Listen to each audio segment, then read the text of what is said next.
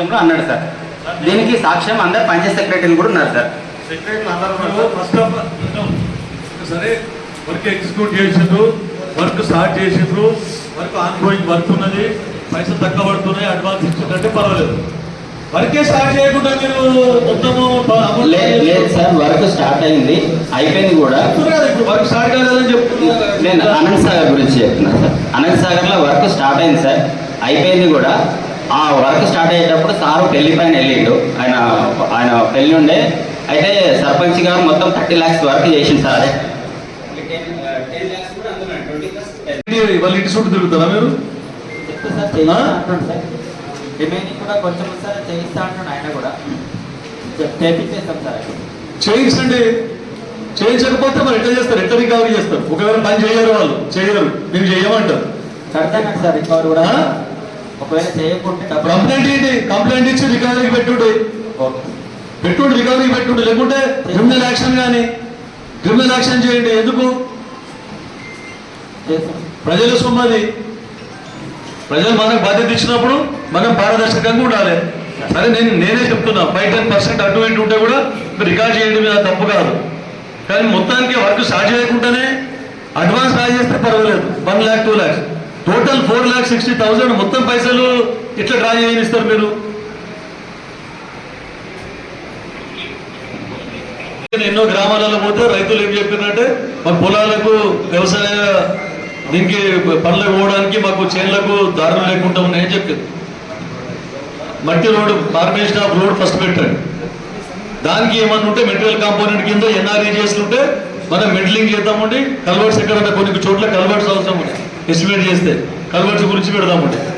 సరే, చెరువుల పూడిక తీస్తే పర్వాలేదు. చెరువుల పూడిక ఏమన్నా ఉంటే ఎక్కడెక్కడ చెరువుల పూడిక ఎక్కడ ఐడెంటిఫై చేసారు, ఏ చెరువులు తీస్తున్నారు చెరువుల పూడిక.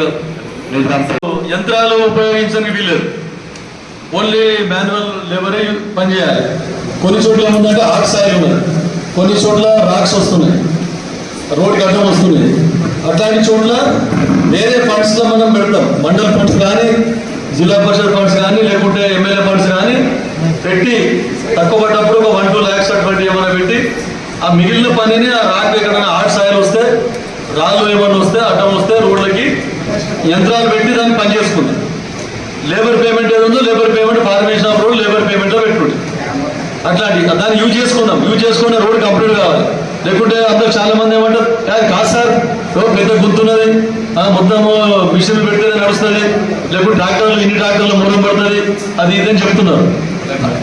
అట్లా కాకుండా ఫస్ట్ ఫార్మేషన్ చేయండి. ఫార్మేషన్ చేసి తర్వాత దానికి ఏదైనా అవసరం ఉంటే మిషన్లను కూడా పెడదాం, ఏం పర్వాలేదు. వేరే ఫండ్లో మనము ఎక్కడ అవసరం పడుతుందో, ఎన్ని గంటలు అవసరం పడుతుందో యంత్రాలు, ట్రాక్టర్స్ కానీ, జేసీబీలు కానీ వేరే గ్రాస్ దగ్గర తీసుకొని పెట్టి ఆ పనిని కంప్లీట్ చేసుకుందాం. కూడా రిక్టిఫై చేసుకోండి.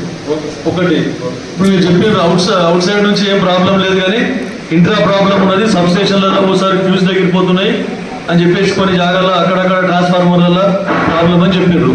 నేను చెప్పిన మీకు ఇండియన్ టీమ్ అని చెప్పిన, మొత్తం ఏడీ గారికి చెప్పిన, మొత్తం అన్ని మండలాలలో డ్రింకింగ్ వాటర్ కానీ, అగ్రికల్చర్కి సంబంధించిన ట్రాన్స్ఫార్మర్లు కానీ, డొమెస్టిక్ కానీ, విలేజ్కి సంబంధించినవి కానీ, మీ రిక్వైర్మెంట్ ఏమున్నదో మొత్తం ఇది లేదు, దీనివల్ల ఫ్యూజ్ పోతున్నది, దీనివల్ల డిస్టర్బెన్స్ ఆఫ్ పవర్ ప్రాబ్లం అయితే లేదు.